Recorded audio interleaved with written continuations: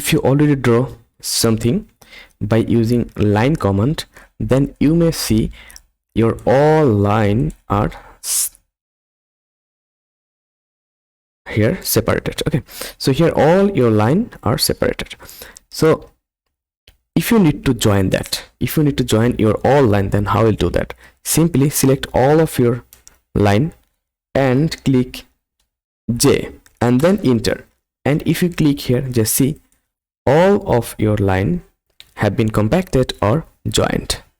Clear? So this is the one method, and another is, if you see here your line are not connected with each other, then you can go here, modify, then you will see here a option join. Just simply click that tools, join tools, and it's telling us select source object or multiple object to join add-ons.